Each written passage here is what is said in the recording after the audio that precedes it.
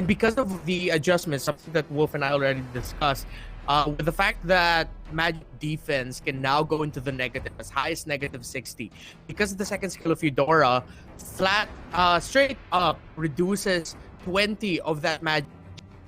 So early on in the game, if you don't pick up a Magic defense item, you're gonna be at the negative already. Meaning even just a level 2, you're already gonna have a good power spike with this Eudora. So it's good that they banned that out. They also banned out the Moskov, which is a favorite here of 30 Gaming, something they've flexed into the side lane, the gold lane, and also the jungle. So it's a mix of, yeah, let's take away one broken hero and the broken hero that feels or an okay hero that feels broken at the hands of 30 Gaming. And there we go. The X-Borg with the Retribution, the Jungle X-Borg is finally going to make its debut for at least for the quarterfinals that we have right now. Mathilda is going to be banned out, so Jawhead is going to be the first pick here for Honda Beast, which is a good pick for Honda, knowing that he is one of the best roaming tanks we've had in the longest time in the MPL back then. Yeah, and of course with this Jawhead can just really disrupt rotations. He hasn't locked it in yet. There we go. He finally does lock it in. So with the Jawhead and the Lunox, you have a lineup you have to watch out for the entire game.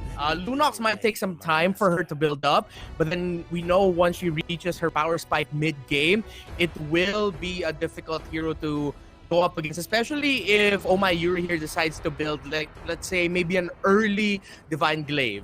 We rarely see a Genius Wand in the hands of a Lunox, but that is an option again because of the changes to Magic defense. Meanwhile, on the side of Fantasma Kalidad, they go for the Hayabusa and the Eve. So this is the tandem of an Ekborg and an Eve is just really good for taking those early game objectives. But if BINASIC decide to pick this Chang'e, not just Chang'e, the Kaja, it is a perfect response to the Eve on the side of Fantasma. Chang'e picking up the Kaja will have to be crucial. I mean, there are already 2 proper lockdowns here for the Eve at the very least. What they only have to worry about here is their side lanes, if it can carry the momentum against the Hayabusa, depending on what the side lane of choice is also for Fantasma Kalidad. They have to play it safe. Potentially, if they don't want to go up against a Paquito, they don't want to go up against a Glue. So they might just want to get the Paquito for themselves, and Fantasma Kalidad wants to ban this out for them. They have to ban it out. Yeah, the Paquito's open if they're not so confident with their ability to push the side lanes, or, I mean, contest the objectives, and they'd rather have someone who can stay in the side lanes and continue pushing. They can decide to pick up the Cho, put that in the gold lane or the XP lane. That's the beauty of picking the Lunox and the Kaja together, because you don't know where these two are going. This Kaja can go down the mid, the Lunox goes down to the side, and flip the script. Still a good lineup if you decide to go for it. So, yeah, I'm watching out for the XP laner here for BINASIC. Again, I'd want to go back to the Cho if they decide to pick that up. They need a little bit more physical damage. They might even surprise and go for something along the likes of a Lapu Lapu. Lapu Lapu sounds really good here now for BINASIC, now that you've mentioned it. So, it's either a Lapu Lapu or Paquito that they want to go for. It's either that or they get the Cho for themselves to get a little bit more lockdown. But it's a Ruby instead.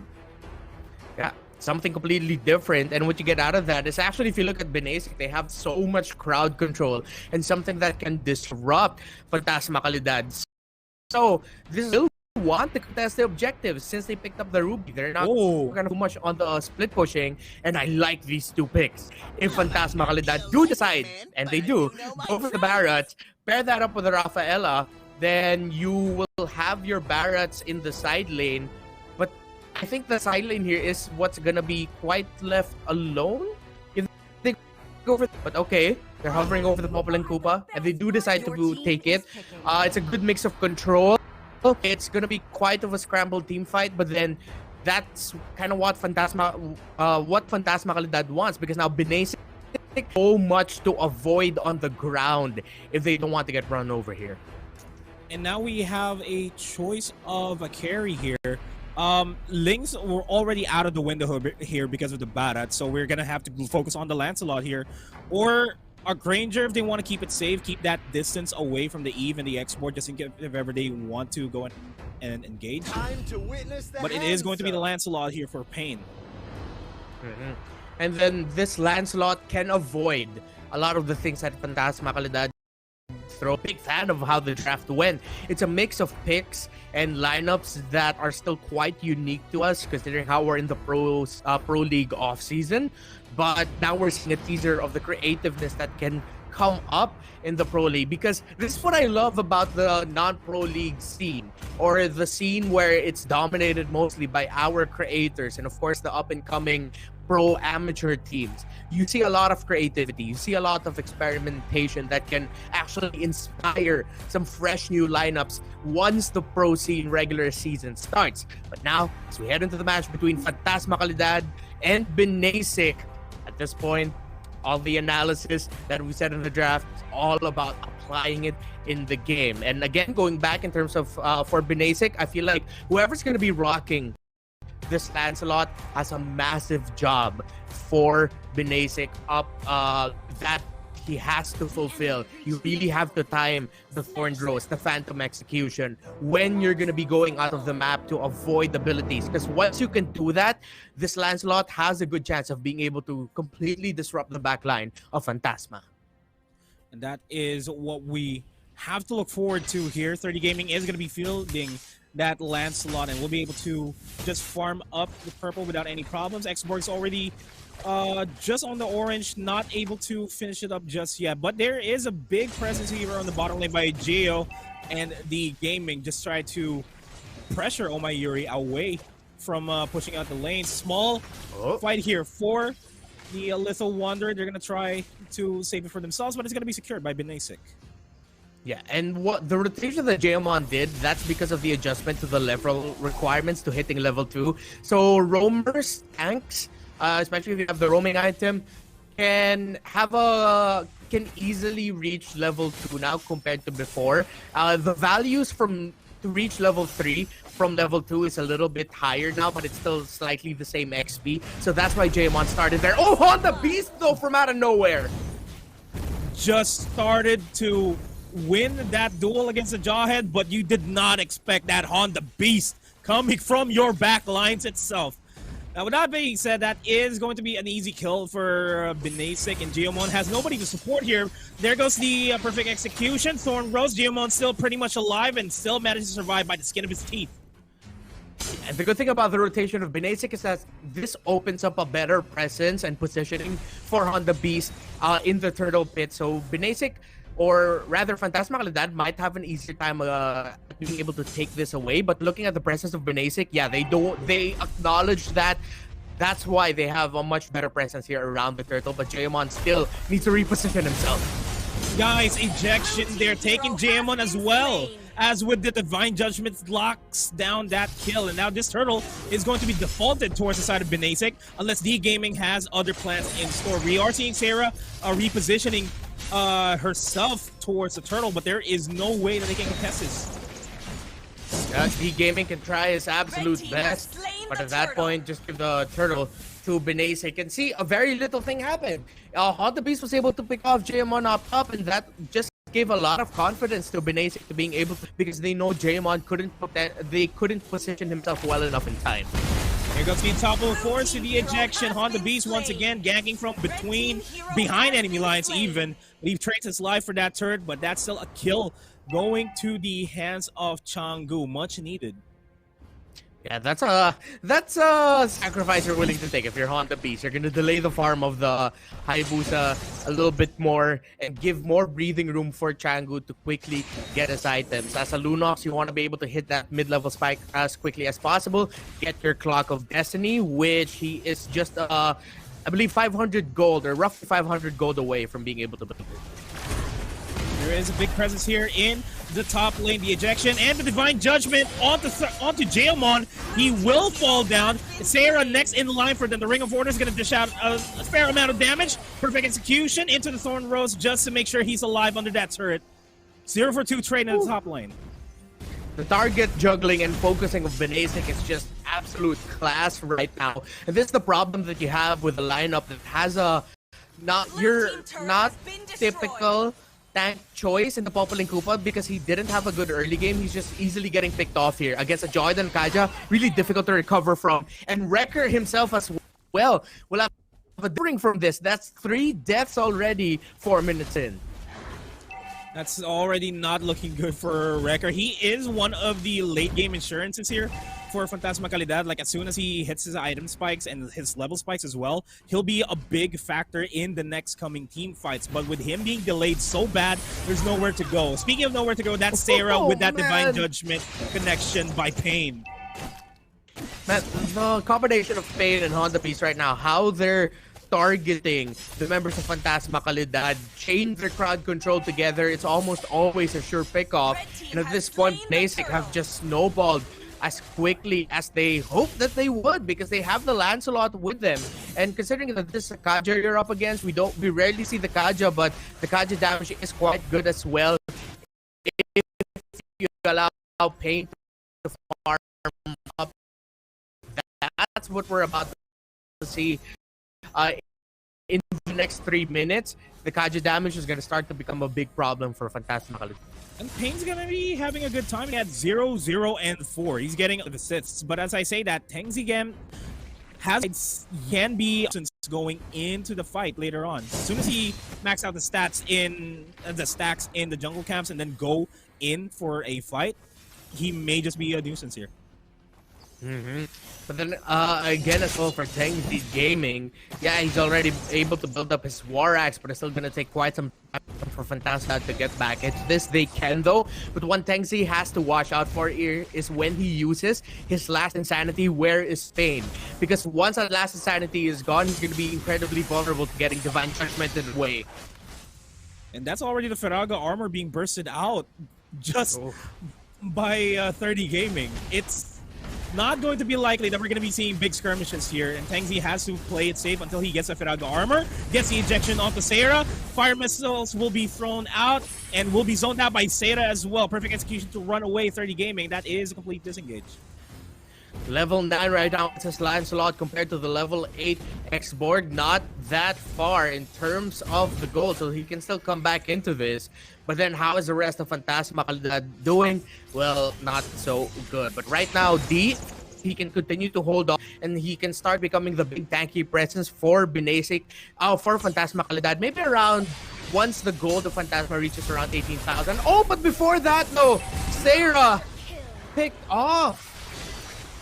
Yeah, it was the ejection and a Divine Judgment combo from Honda and Painflix that secured that kill onto Sarah and zoned out Tengzi as well.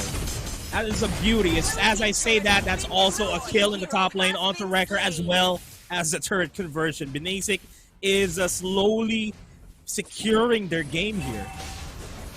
Yeah, and BINASIC still playing in the high level that they showed off in the first day of the Creator Games.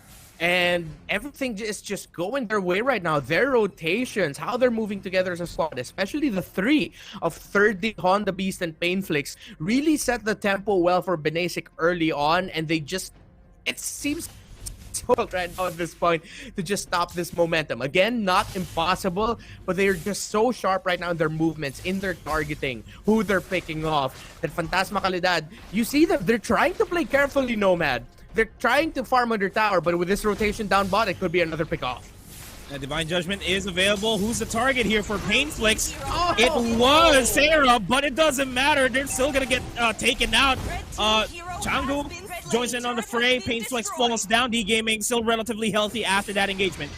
But here comes in the backline, though. 30 Gaming with a Thorn Rose, but still manages to just back off. Too much damage, man. That was one Thorn Rose. That's Sarah. It just took her down. I think it was like 70 to 75% of her health immediately gone. No surprise, that was a level 11 Lancelot at that point against a level 8 Eve.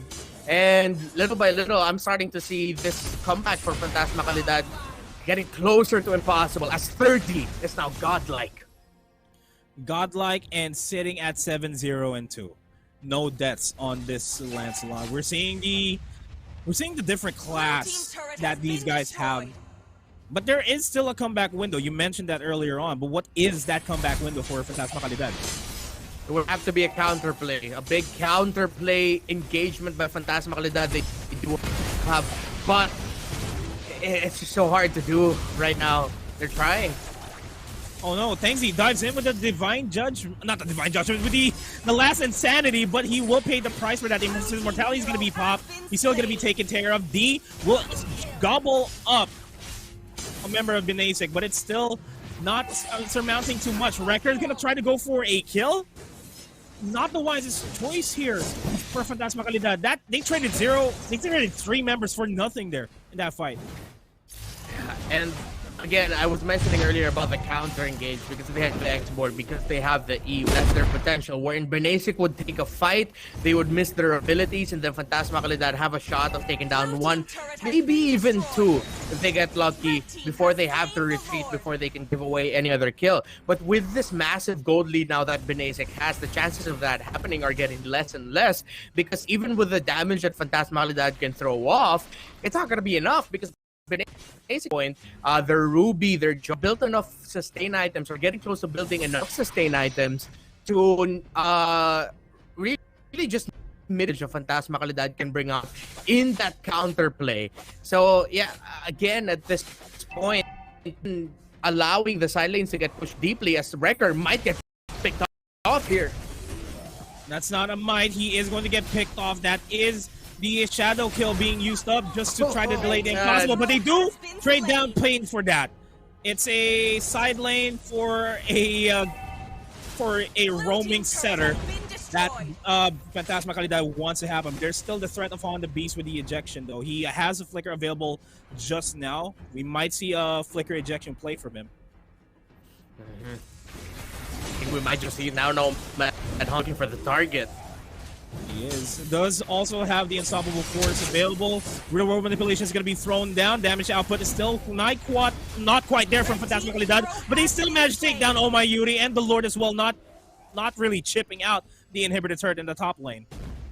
Yeah, and that's what we're talking about here, the counterplay possibility of FANTASMA KALIDAD. That was more of an error on the side of Oh My Yuri. I think a bit of a miscommunication with BINASIC, because she was able to pull off actually a fantastic set, getting the pulse in, but at that point the members of BINASIC were already on their way back. So a bit of a miscommunication coming in from BINASIC. They have to minimize that if they want to continue this lead, because if FANTASMA KALIDAD get 2 or 3 more pickoffs like that without losing a member, little by little, BINASIC is going to start feeling it's going to be hard to come back. And this is the things that you have to prevent. Tangzi face checking that brush, gets Divine Judgment and ejected. D's going to go ahead and gobble up 30 Gaming, and it's zoning him out very effectively. He's already low HP. He's not going to be rejoining the fray just yet. And the members of FANTASMA KALIDAD are grouping up together. Tangzi's just going to be going in and refreshing. The Wrecker went for the shadow kill and the quad shadow out, just dishing out damage, and he made it out. Really close call there for both teams. BINASIC could have turned around and decided to fight FANTASMA KALIDAD, but then again, they're showing respect for the capability of FANTASMA to potentially still come back into this. Again, yes, it's close to impossible, but that's still close. It's not completely impossible. Plus, it's Mobile Legends, man. There's always a way for you to make a comeback, and especially as the game drags on, comebacks can prove to be incredibly... Yeah, we know about the long respawn timers. As soon as we hit the 20-minute mark, that's something that I think FANTASMA KALIDAD is trying to wait for. As the Shadow Match will be up, and the Divine Judgment Ejector, they'll take down Sarah, and that's already a brunt of the slows and the damages that FANTASMA KALIDAD wants, and that's already the brunt of the members of FANTASMA KALIDAD out of the fray. Tangzi and Jeomon, the only ones left alive here, trying to defend against a 5-man presence of BINASIC in front of their base. Flicker into the ejection. That's it. This has to be the game. The Divine Judgment will be used up as well. Immortality is going to be popped, and there's no way that Tangzi is going to be able to survive this. This has to be the game. With no minions are pushing in as much, but they can end this from just this cannon minion. They can. Sarah, though, is going to get interrupted. Look at On the Beast. Not even using the ejector at that point. That was just the damage from the missiles. Yeah, but BINASIC can just wreak havoc here. That's also the ejection. Once again, they're trying to defend, trying to delay the inevitable, and this is game number 1 for BINASIC in this best-of-3 series.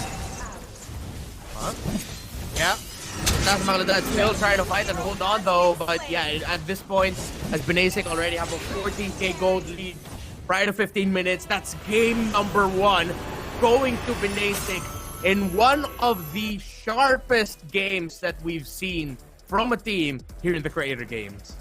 Yeah,